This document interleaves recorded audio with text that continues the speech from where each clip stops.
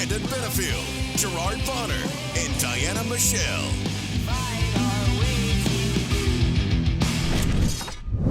What's going on, everybody? It's that time of the week. It's Friday. You know what that means. It's time for the SHW podcast. This is our wrestling. I'm B-Double Brandon Benfield alongside the great Gerard Bonner. 2/3 of V3. As you can see, Diana Michelle out on assignment tonight. She's not joining us, but she is being represented here. As you with see her this brand new merch, the lovely merch. So if you yes. if you're interested in getting a Diana Michelle hoodie, hit her up on the socials and place that order. She'll get it to you at the next show.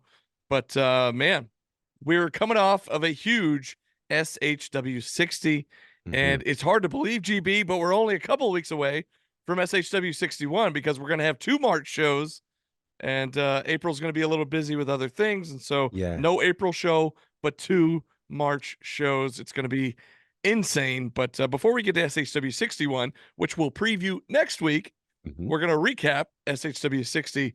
And let me just, before we even get into the card, I know this part didn't happen until about midway through the show, but I just want to go ahead and touch on this now because it may get me a little fired up, but I want to just rip the Band-Aid off and kind of get it done now so we can get through the rest of the show in a better mood.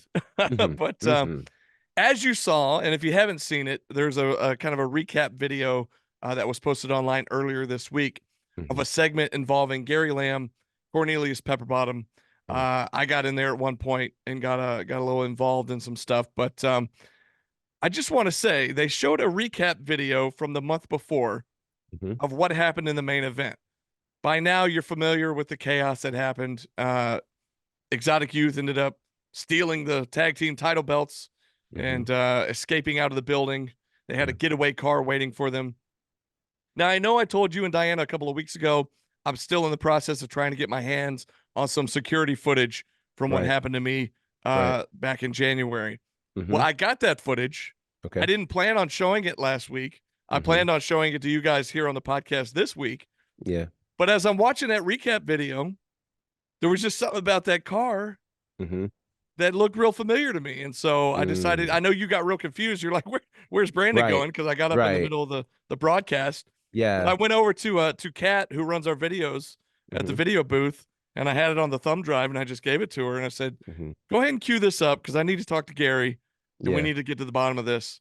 Well, it turns out, as you saw, GB, if I'm not mistaken, the license tag in the security video and the license tag in the getaway car, those look like a match to me. They were a match. So as you could tell, I was a bit fired up by that, and sick to my stomach, frankly. I mean, I had no idea there was some sort of ill intent or malice involved when that happened. I just assumed it was an accident. Probably some teenage kid got scared and drove off, and I wasn't thinking anything was behind it. But lo and behold, am I shocked? I got to be honest. I'm not shocked. I did not know that Exotic Youth would go to those depths, stoop to that low to do something like that. But here we are. I mean, what was your reaction when it was all going down last Friday? I've tried amidst this whole thing that has been going on now for well over a year between Exotic Youth and V3. I've really tried to just remain neutral. I've tried to just, give people credit where it's due, et cetera, et cetera. And, the thing about our business is it's a place where, at the end of the day, we all try to work together in some way, shape, or form. It's very rare that things become so difficult and so challenging that people would go to these lengths. And we don't get into the ring. Our job is to, talk about the action that's going on, tell the stories, try to present everybody in the best light as possible. And so the sheer disappointment that I had to learn that these guys, it was bad enough that they don't work for the company anymore and they'd come in and try to have a ruse to steal the tag titles, but to hit you, to literally get in a car. And here's the thing about hit and runs that I don't know that people understand. There's one thing if, it's a complete accident and you freak out and you run away. It's another thing when it is premeditated. And when you look at this footage, they were clearly laying in wait, waiting for you. I don't know if they were just so mad that that night, as a collective, they didn't win an award and we did. And because of that, because, most people have not seen footage from the award show, which is where all this went down. Yeah. But at the award show, they were heckling us when we were on the stage. They were heckling Diana when she was on the stage. I mean, they just very much were quite antagonistic. And they didn't do that for anybody else. There were all sorts of other wrestlers that they're actually in the ring with, that they have rivalries with, and they didn't do that to them. They did that to us. And so for them to go this far, to take you away from something that you love because you had to be convalescing from it hits on a completely different level. And so to kind of realize all of that in the moment, I was just glad to have you back, but I had no idea we would figure this out like this. And of all people, that it would be Exotic Youth. I think they should count their lucky stars that you have chosen not to press charges. I'm glad that you hit, well, maybe not fully, because you are well within your right to do that. And believe me, I'm still contemplating it. I mean, I said the other night I would back down, but here's the thing you got to realize. Yeah, they took me away from the February show. Yeah, I've been recovering for a month, but they're messing with my livelihood, my job outside of here. That, not only the wrestling, but the other stuff I do outside of here, all of that was affected. So, I mean, it's been a wild month or month and a half at this point, whatever it's been. And, I had come to terms with what happened and whatever, but now once you find out that somebody actually gunned you down intentionally, it's a whole new thing now. It's a whole new situation. So, I was pretty fired up after talking to, Grappler One and talking to Gary. We even spoke after the show backstage a little more. For now, I won't get the police involved, but here's the thing. They got to show up at the next show on March 29th. And they got to have that match with the grapplers to determine once and for all who are the rightful owners of the tag team titles. So if they don't do that, all bets are off. And by every right, you should do whatever, the law entails to get some degree of justice. So I hope that on March the 29th, and obviously we're jumping ahead here, but we're here now, I hope that the grapplers exact some degree of revenge. Perhaps they have a third grappler, because I don't know. I'm sure Exotic Youth is going to come out in full force. I would advise them to stay away from our table. I do my best not to get involved in this kind of stuff. I never want to cross that particular line, but they crossed a line by impacting my brother, and I don't take that very kindly at all. We don't do any of that kind of thing to anybody, so it is not a cool moment at all. And I hope for the sake of this company, for your sake, for our sake, that the grapplers are able to not just take the tag team titles, but beat out a measure of revenge for screwing them, for injuring you, for impacting our company in the way it's been impacted. Yeah, absolutely. And here's the thing. The other night, and this, I talked to you about it after the show, I in no way intended on getting like any kind of physicality involved when I got in the ring. It was one of those you could have done. It was one of those things, but what I do want to say is, boy, did it feel good. I'm sure. Boy, did that feel good. And I don't know who was driving. I don't know who was behind the wheel. I don't even know who was behind the wheel when they got away with the tag title belts. But what I do know is that those pictures side by side, those plates matched up. And he can sit there and say, oh, this is photoshopped or whatever, all he wants. But look, we've got enough proof. We've got enough evidence. Him and Mosley are going after me on social media now, claiming that I have assaulted them, that I assaulted Pepper Bottom when I hit him with the crutch. Give me a break. He's lucky that's all I did. Facts. Give me a break. So all I told him, I said, look, you don't believe that I'll get the police involved? Show up. Show up March 29th, have this match, and we're good. But if you don't, test me.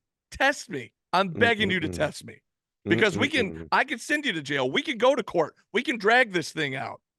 I'm fully confident that you guys are in the wrong here and that Yeah. I'll come out on top. So test Absolutely. me. I'm begging you. Mm.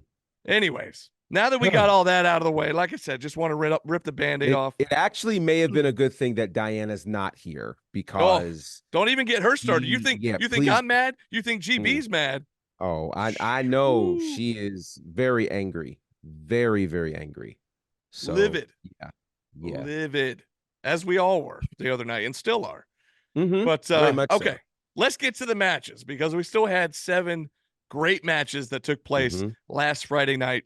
So kicking the show off, of course, we knew the Jake the Snake champion would be there. Jake the Snake Legacy champion Chip Day would be in the house.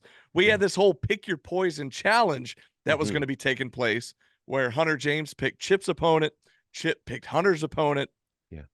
Well, I got to tell you, like him or not, I got to give Hunter James some credit here because he picked a great challenger for Chip Day as Chip took on any style Adam Priest. And this is coming hot off of you and I. We saw him make his debut on AEW Collision and put up a heck of a Saturday match night. and talk That's about right. having the crowd behind him and everything. Yeah. And so, again, I say this all the time. I'm a fan of Adam Priest's work. He's a great wrestler, got a great look, great ability in the ring, not crazy about who he aligns himself with. And that would come to play. Of course, I'm talking about the Action CEO, Matt Griffin, and that he would come into play in this matchup. But Yeah. what a way to kick off this show. We knew it was going to be an instant classic coming off a Priest match the month before with Kyle Matthews. So your thoughts, Chip Day, Adam Priest? It is a technical masterpiece. It's a dream match for sure. And we seem to be in the era again of dream matches. And this certainly is one of those matches. If you followed either of these guys' careers, if you follow independent wrestling at all, you know how significant both of these guys are. And so for them to battle in this scenario is amazing. And again, Hunter James was pretty brilliant when it came to picking opponents because it's very clear nobody's going to get through Adam Priest in just a matter of 2 minutes. And so this really set the stage for creating an interesting scenario for Hunter James to be able to get past his opponent, which we'll talk about in a little bit. But what a match this was. And the challenge of it, again, is, this is the kind of competition that you don't want to last 5 minutes. You want it to go the distance, and I think as they were in it, they were in that space as well. And then again, I think Chip Day may have forgotten, hey, my job is to actually win this match kind of fast. So yeah, it was a great match. Chip Day did come away with the win. It took him a while, as we all expected, but what a match. What a fantastic match. I hope they run it back. Yeah, absolutely. And of course, as I mentioned, Matt Griffin eventually made his way out to ringside, trying to interfere, trying to, help Adam Priest out. And to even the odds, Chip's former tag team partner from Technical Excellence, Oh, yes. the aforementioned Kyle Matthews, made his way out to kind of even up the sides a little bit. Yeah. And then that in turn evolved into the next match, which Matt Griffin just kind of changed the card on us because we were expecting the Hunter James match to be next. Right. And then while Matt Griffin was out there, he brought out the Wall, Tyler Stevens. Now this had been previously advertised, so we knew it was coming. We just didn't know it was coming that early in the card. But then Kyle Matthews and the Wall. Now the Wall, we had seen him several months back. It might have been back in December, I believe, when he helped out with the attack on Cruel and actually manhandled Cruel in a way I've never seen done before. Right. Which I think left us all with our jaws on the floor because, I mean, you guys have seen Cruel. The IWTV world champion. He's a monster. He's massive. So for anybody to be able to choke slam him or give him a sidewalk slam or just toss him around the way that the Wall did a few months ago, it's unbelievable. And so that's where I was a little bit worried about Kyle Matthews in this scenario. But your thoughts on this one?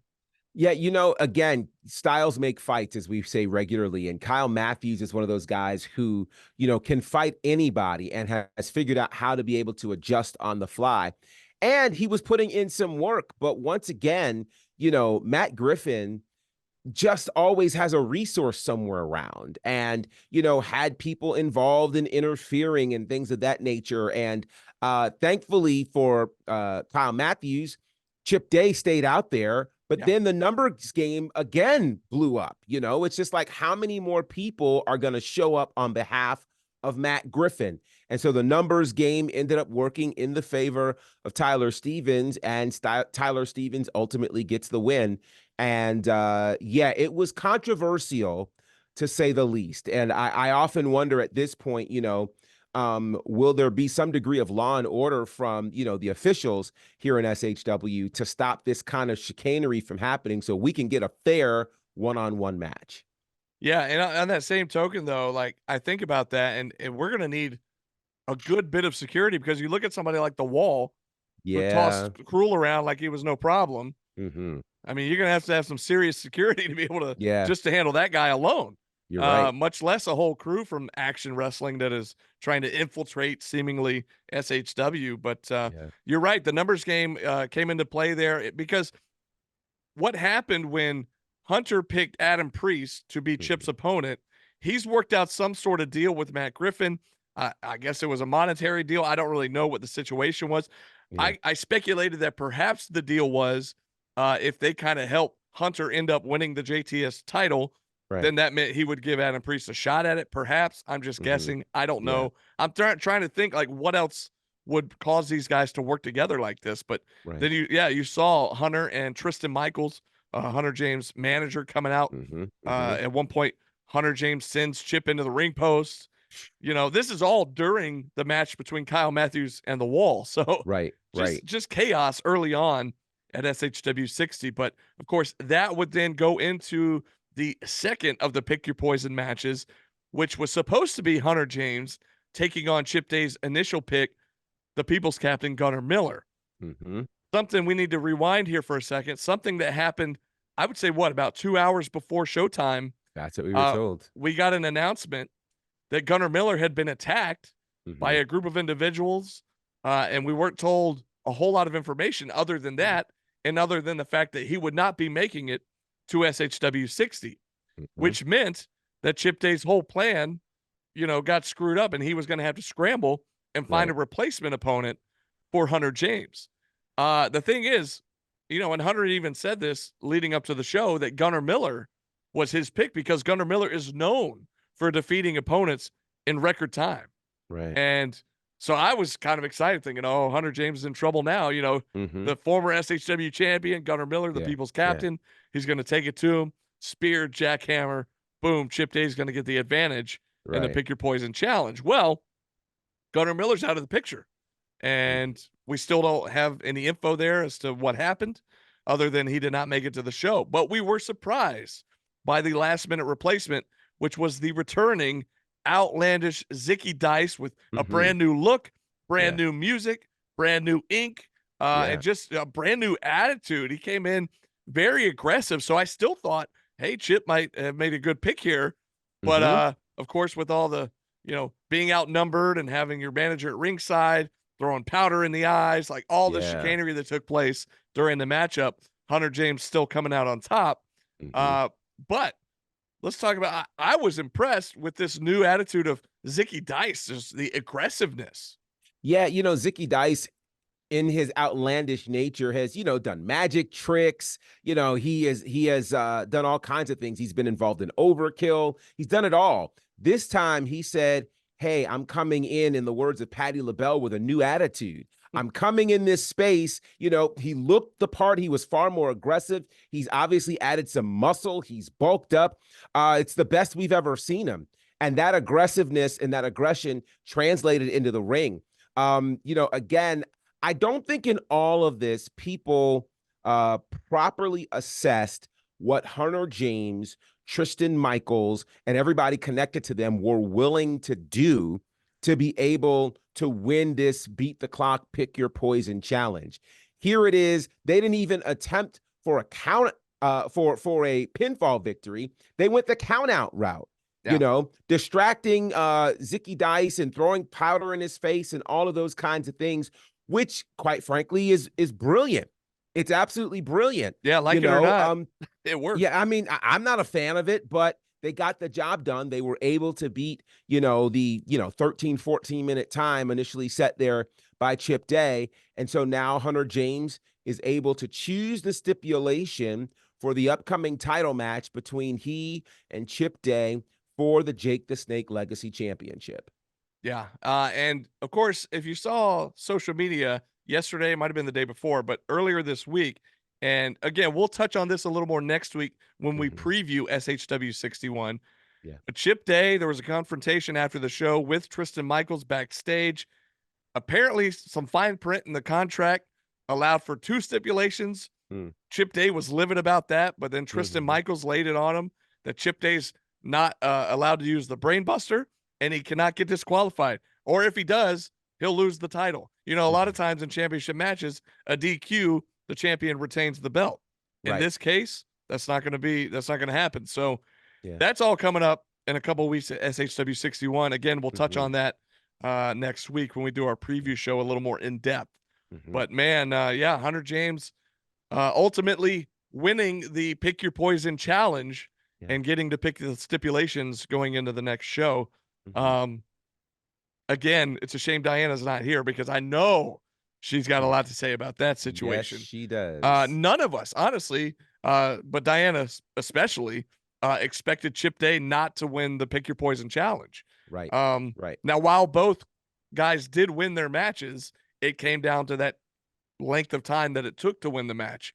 And of Yeah. course, Hunter James won his in quicker time than Chip Day. So Right. there you have it. But moving on down the card, Buff and Fluff Connection making their tag team debut here in Southern Honor Wrestling Yeah. against a very formidable tag team, a legendary tag team here in the state of Georgia, with all kinds of uh, accolades and credentials to their name, the Washington Bullets. John Mhm. and Trey making their return to the action building. Yeah. And what an exciting tag team match this was. Now, you and I unexpectedly had the, I don't want to say pleasure. We Mm. had the, well, let's Mm. just say we didn't have a choice, but we were joined on commentary by the Messiah, the faithful one, Alexander Lev.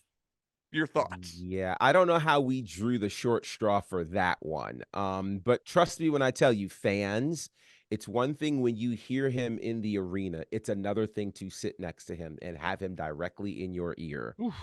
For I am faithful. Like it's brutal, but he has a lot to say, and apparently somebody's enjoying his message as more and more fans seem to be supporting him. I will also say, That oh, go ahead. that's what's concerning to me. And It is I say it every concerning. month. I'm like, the more and more people say, I am faithful along Mhm. with them. And I'm like, Yeah. I don't know how I feel about that. But I do know how I feel about it. It's frightening to me, yeah, you know. But there was also a group of people while David Ali was forcing people to say hallelujah. He had followers. It seems like they're going to always be that group of people who want to get behind someone like this as a maniacal leader. With all of that said, I think Buff and Fluff coming to the ring after the revelation of what happened to you was the perfect pick me up for the SHW crowd, yeah. because certainly the air had kind of been snatched out of the room. And when they came, the people went up. And again, I think, there's a thing in the wrestling business and in sports in general about momentum. Sometimes it's just your time, and there are some people who can do all the right things at the wrong time and it doesn't pop. But then there are some people who can come along, timing is with them at the right time, and all of the things start to fall into place. I think that is the Buff and Fluff connection. I'm thinking about Buff Bagwell now. They got The the Buff stuff. and yeah, he's got the stuff. They do have the stuff. Yeah. Buff and Fluff, best friends since childhood, legitimately wanted to, can you imagine walking the halls of your high school with your best friend, dreaming about becoming a pro wrestler, and now you get to live that dream with your best friend and travel from territory to territory? They're heading to the UK next month. Like, it's got to be surreal. They're doing TV interviews and all of the things. And so to get in the ring against an extremely established team like the Washington Bullets and pull off the victory, that was huge for them. And it's definitely clear their chemistry translates. They've got all the charisma in the world. And one thing that seems to be true, charismatic teams do very well here in SHW. And I think there's a very interesting future that lies ahead for Buff and Fluff, and who knows, we could be talking about them in the tag title picture once the tag title situation gets sorted out. Yeah, my thoughts exactly. And to your point that you made just a couple of minutes ago, it definitely brought me back up from the situation that had just transpired in the ring, Yeah. to get to see them in action and put on a great match and a very highly entertaining match. Mhm. We got to see the Steamroller live in Yes. action. Oh, I know yes. Diana was going nuts. I was She enjoying that. was. The whole crowd was enjoying it. Oh, Um, yes. they got to they had come over prior to the show, and they mentioned that when we do this tag team maneuver, they said Fluff's gonna come off and he's gonna do kind of like a almost like a Vader bomb, and he's gonna rotate, and then Mhm. Legacy's gonna hit the Phoenix Splash. And he Yeah. said we're gonna call that a town called Kickapoo. Hmm. Now, for those of you that are familiar with Kyle Gass and Jack Black, Tenacious D, Mm. that's a lyric. That's actually the name of one of their songs Aha. from a while back. I had to do a little Okay. research because when they told me, I went, "Say what now? Right, right. That's You exactly what I just said. Huh? you want me to call that what now?" Mhm. Right, right. But they hit it. They nailed it. They got the one, Yeah, 2, 3. They came yeah. away with the victory. And here's the thing, though. Obviously, Lev was with us at the Mhm. commentary booth. There's a lot of unfinished business between Buff and Fluff Connection and Mhm. Lev and the Warden, who That's is right. the faithful one next to Mhm. Lev. The Warden, Yeah. of course, wasn't there the other night, but he's been there in the past couple of shows and Yeah. gotten involved with Fluff, and everybody knows the situation there. Mhm. Will we see those two teams collide at some point? You got to think Buff and Fluff wants some comeuppance on those Yeah, guys, so absolutely. we'll see. But back to what you said, also, once we get the tag title situation figured out, if Buff and Fluff can stay hot, get on a little bit of a winning streak here, Yeah, yeah. maybe they'll be contenders for the tag titles. I'm sure the SHW faithful would, and I don't mean faithful as Lev would say faithful. The SHW fans, the crowd, Yes, yes. would love to see Buff and Fluff in the title picture. So we'll see what Totally. happens. But Absolutely. That'll be fun.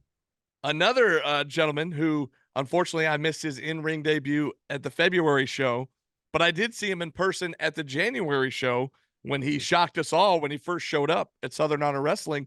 That man, the 7'3", 300+ pounder known as Chosen, Mhm. this guy is an absolute beast. Yeah. I mean, we've seen guys that are that tall before, Mhm. but not that cut, that ripped, that Yes. jacked. I mean, this Yes. guy has it all. He Mhm. is, I mean, what an intimidating presence. Yeah. I think I said this maybe on a previous episode.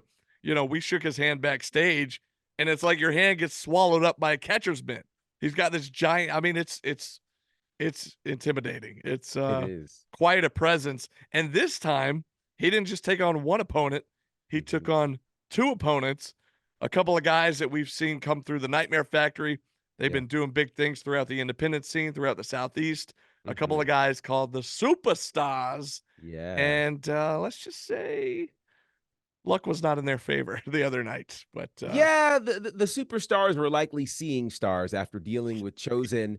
yeah. And the interesting thing about this is it felt like Chosen could have ended it at any point, but it felt like he was playing with his food. Yep. He was having fun. And so he, allowed this one to kind of linger on longer than the first match that he had. And maybe it was just he wanted to give out his fair share of drumming and strumming to these two superstars. And he did just that. Including this one move that turned into a power slam on the outside of the Oof. ring that just was absolutely brutal. People forget that this man played professional basketball. And you normally see, people transfer from one sport to wrestling. It's usually like football, but basketball you don't see very often. And part of that is because there's a unique threat that a basketball player has. The basketball player is usually very, very tall. And again, if you're as tall as he was and played the center position, that means you did defense and offense incredibly well. So that means you could really switch what you're doing at the drop of a dime. And we saw him do that. We would see him, block a move and literally swat somebody in the air. Like it was like that. And so the best thing to tell you is go back on IWTV. It is up right now, and you can watch that match, and you can see just how much of an intimidating force Chosen is. One man, two men. He had, he probably was one on the basketball court that was, guarded with two guys, who tried to block his shots and things like that. The thing is, they were probably taller than the superstars were. So if you're playing against two guys trying to do defense and they're half your size, you feel a lot more confident. And that was the case with Chosen. And the other thing about Chosen too, you got to remember, like a lot of guys when they come from basketball or something, yeah, they've got the height.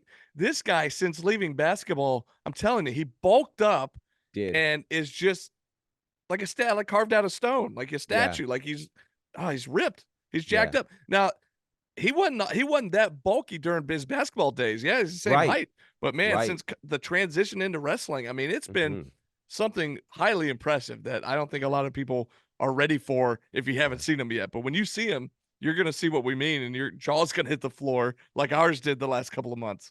Yeah, usually when there are guys that cross the 7-foot nature in pro wrestling, they're usually just big.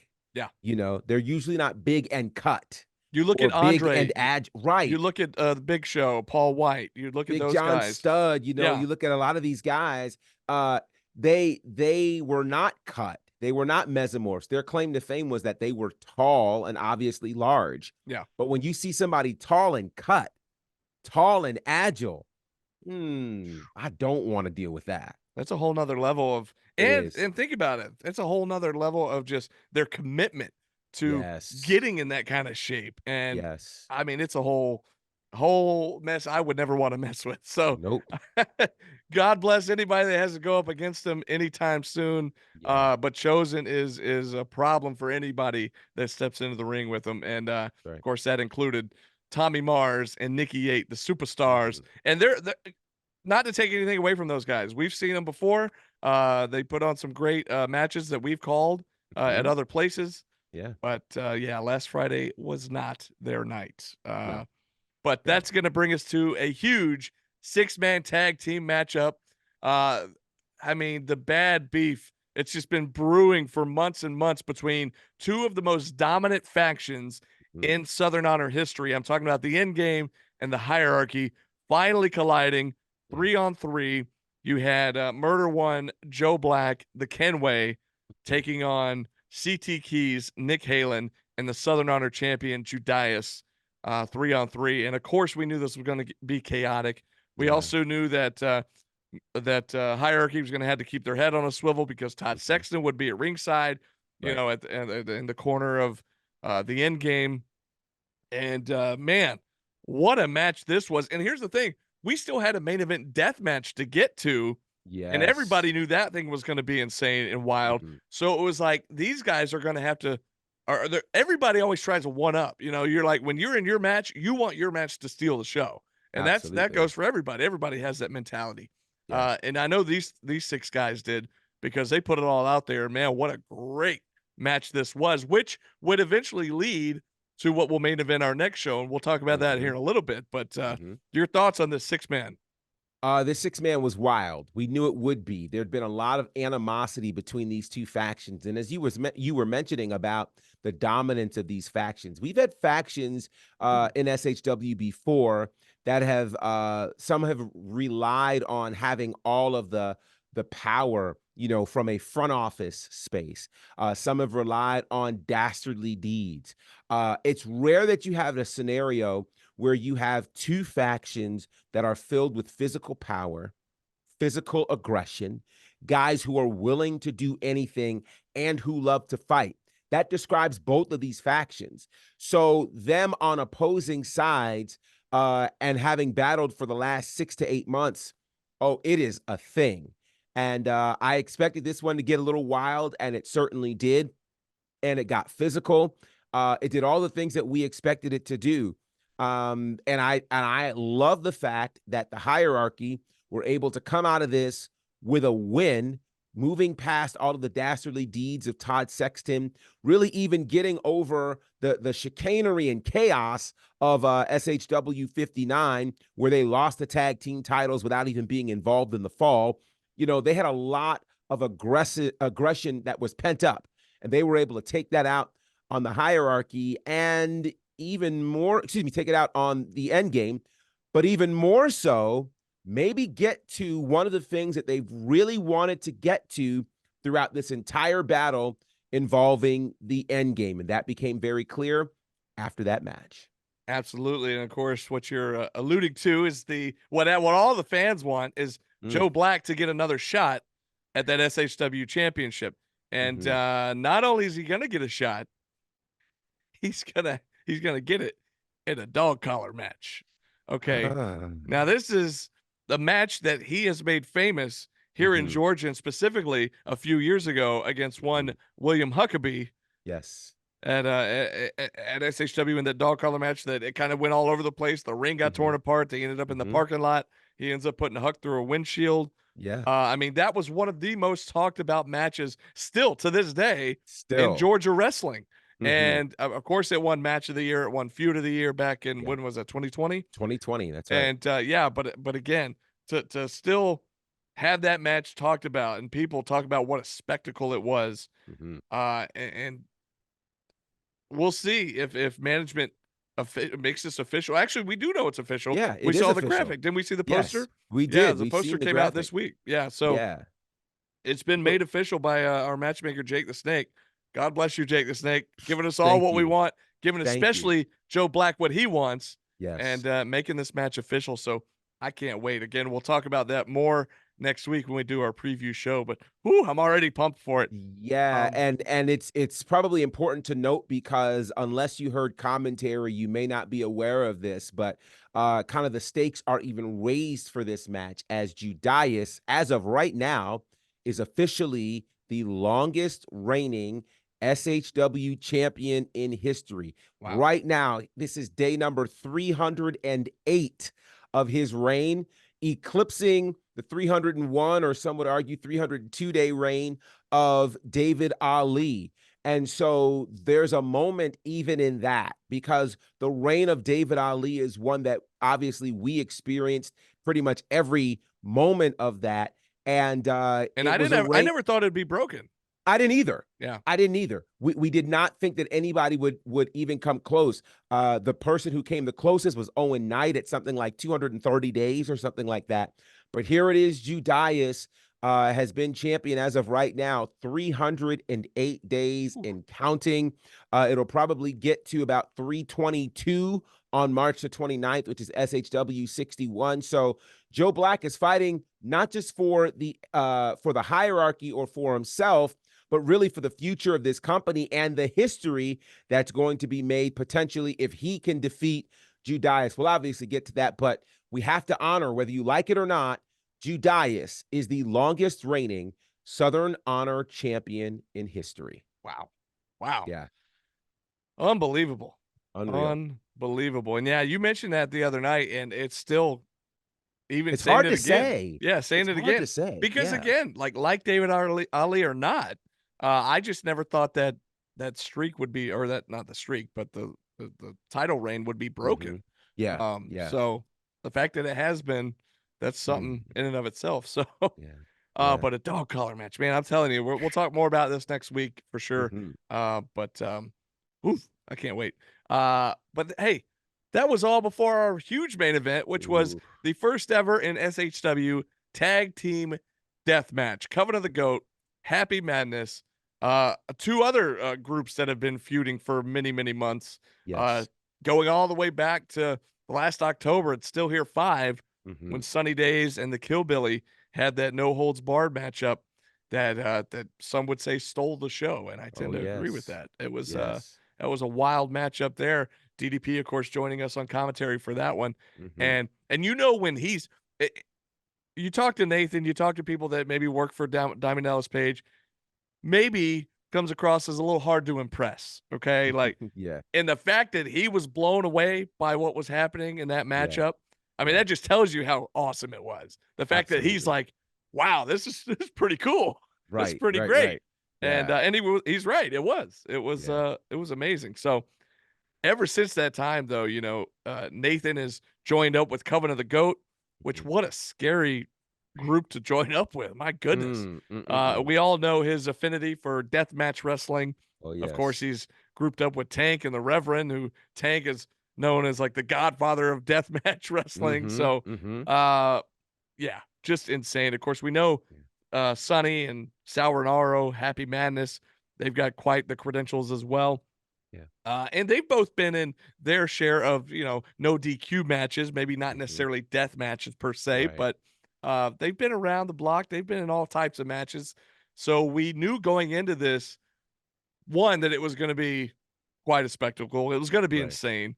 Mhm. But we also knew that it wasn't just because it's a death match. It wasn't just a foregone conclusion that it's going to be Covenant of the Goat that wins this thing. Right. Right. So I think a lot of people were, debating like who's going to win this. Like I didn't Mhm. necessarily have a favorite. It was Yeah. hard to pick. Of course, we try to remain unbiased, Right. anyways. We But do our best, except for we when people hit us with cars, but yeah, that's another story. Yeah. except for those guys. Yeah. They can always lose for the rest of eternity, as far as I'm concerned. But Mm. anyways, Mhm. um, tag team death match.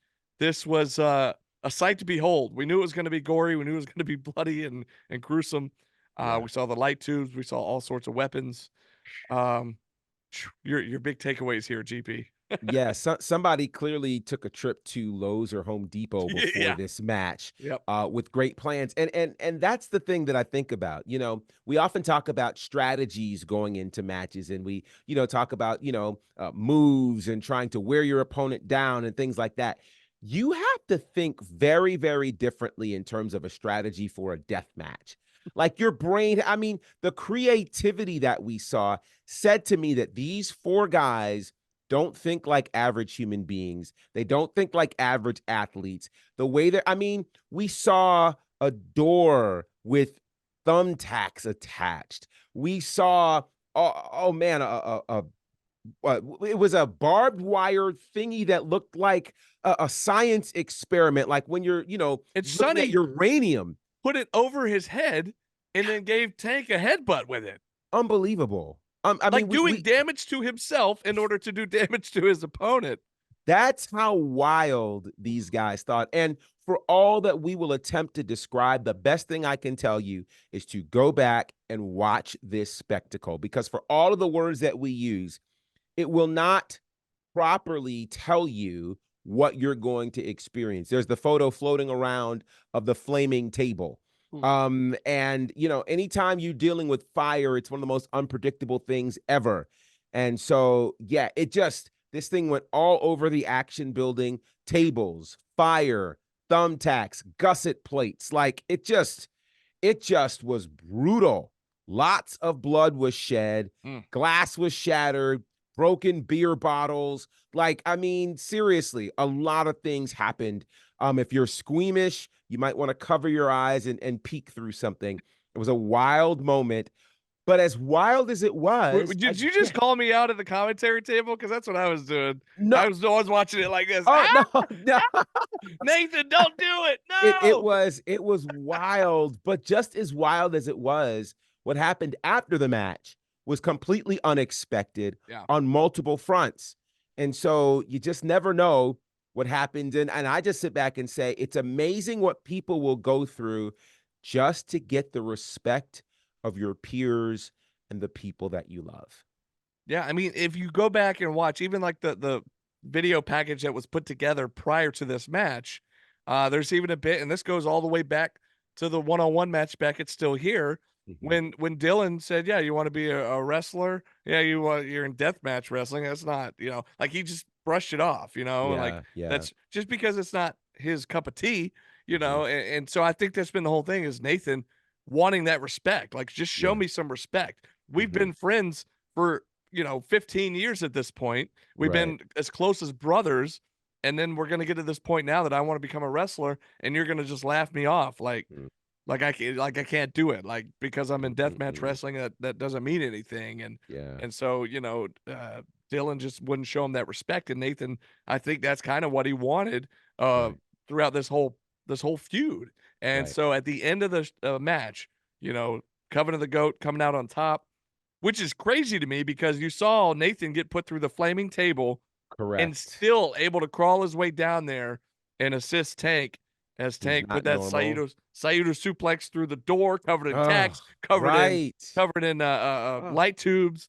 oh. It was insane. But covered in the goat gets the win, and Mhm. then Sunny Days, like you mentioned, to the shock of all of us, gets up, extends his hand, shakes Nathan's hand, Mm, and I think he finally showed him that respect that Nathan's yeah. been longing for. But it was also even after that that Mhm. surprised us, where Yes. apparently Sauronara was none too pleased with the fact that Sonny had just shaken the hand of the Killbilly. And Right.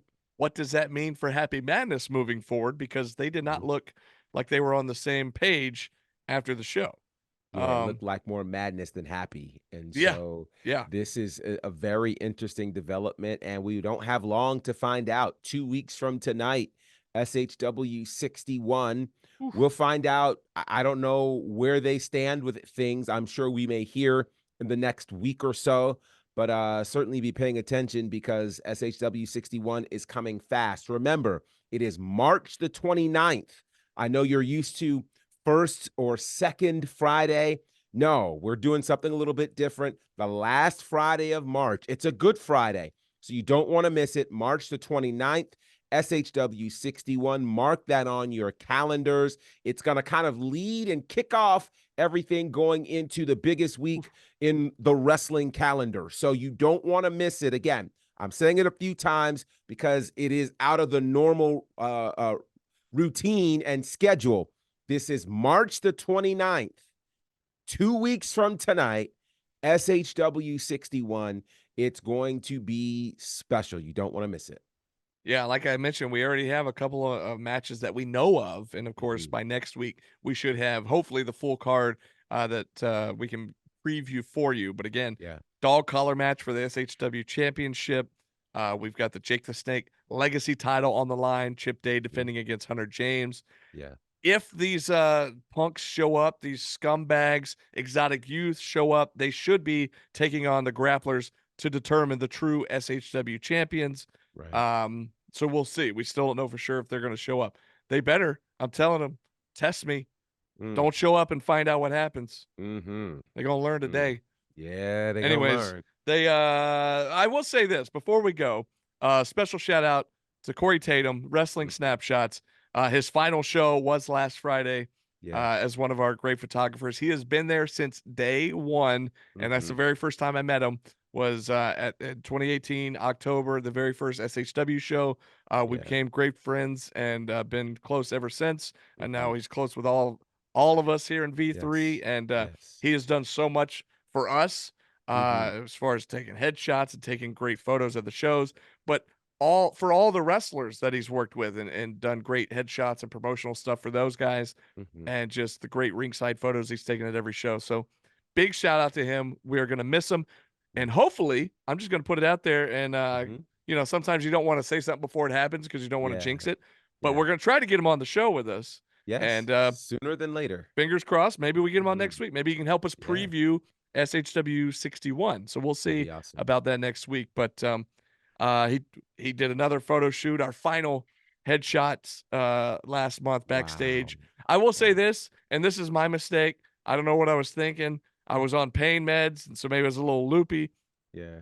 One thing for anybody out there, if Tank is in the middle of getting headshots, do not try to interrupt him to get your own headshots because there is a photo floating around out there where you see what he had. I almost got choked out by the Oh, wow. bloodbath behemoth. And Wow. yeah, just check my You gotta be Instagram. careful, You'll see. man. I wasn't thinking, and then all of a Jeez. sudden, Corey's like, "All right, here we go," and all of a sudden, I got these giant bear paws around my Oh throat. gosh. And Oh you saw the gosh. photo, yeah, it scared the. Yeah. Yeah. Luckily, I was wearing my dark pants. I'll just put it that way. I'm glad. I'm glad. But It was and that was an before involved the night. death match, so he was already like Correct. he was in that mindset of I'm about to go out here and destroy Mhm. people. And Yeah. anyways, Sheesh. but Wow. again, thank you to Corey Tatum. We love you, buddy, and hopefully we'll talk to you soon. And here's the Yes. thing too that's cool about Corey. Corey's like, I'm not moving away. I'm not going Right. anywhere. Now I just get to Right. be a fan. I'm just retiring from Yeah. photography. And Yeah. so hopefully we'll still see him at some shows and he just gets to Absolutely. kick back in the crowd and enjoy like the Yes. rest of the SHW faithful. So Absolutely. But I Well will tell you what, deserved. I think that's going to wrap us up. You got anything else for this week before we get to next week, GB? Just a reminder again that SHW60 is now on IWTV, so you can go and check that out, relive the show. If you were there, you can go back and listen to it with commentary. If you were not there, you can check it out for the first time. And again, mark your calendars, because sometimes it's feast or famine. We're used to about 3 to 4 weeks in between shows. Not this time. You got 2 weeks to prepare, and then we'll be back in the action building 2 weeks from tonight. SHW61, March the 29th. You want to check it out again. Tickets are available at the door. So listen, it's going to be the biggest week on the pro wrestling calendar. Trust me when I tell you. So leading up to that, we get to kick that off 2 weeks from tonight. So you don't want to miss that. Be there, and we're wrestling heads. So celebrate it all. So plan to kick it off with us again 2 weeks from tonight, March the 29th, SHW61. Joe Black dog collar match. That's all you need to say, right? I really shouldn't have to say anything else. Oh my gosh. Yeah, it's ugh. Hey, and right matter here. of fact, you might want to go back and watch that match. Yeah. I believe it was SHW 15 or 16, one of the two. It's January of 2020. January 2020. Go back and find that show. It's a match you will never, ever forget. It was my second night on the job. That's right. I'll never forget it. Trust me when I tell you. So by all means, go back and check that out to prep yourself for what could happen 2 weeks from tonight. And as you were mentioning, our colleague, our sister, we love her dearly. We've got our merch right there. It's the only way, and I hope she would sanction me saying this. If not, she'll fix me. It's the only way you can take her home. You can buy that merch. That's the only way. Go and DM her and get the information about her merch. Now, if you DM her about something else, I'm not responsible for what happens. You might get a crutch to the stomach or something else. Other than that, DM her for the merch. She'll give you all the information, and you too can wear Diana and her merch. And that's the only way you get to take her home. The only way. You may have just given her a new idea for a tagline to advertise the new shirt. I like that. Yeah. We'll see if she uses that. We'll see what she says about that one. I thought it was good. We'll see what she thinks. I think it's great as well. But I tell you what, speaking of Diana, she should be back with us next week as we again, it's happening quick. I know it's weird to go from a recap show to previewing the next show the very next week. But that's what we're doing. Two March shows and no April show. So next week we will be previewing SHW61, as GB has mentioned. We're trying to drill it into your heads so you don't forget. Put it on your calendars. March 29th, 261 Marietta Road, Canton, Georgia. The Action Building is where it's all going to take place. And we can't wait to see you there. We will see you back here on the podcast next week for the preview. And until then, this has been SHW. This is our wrestling.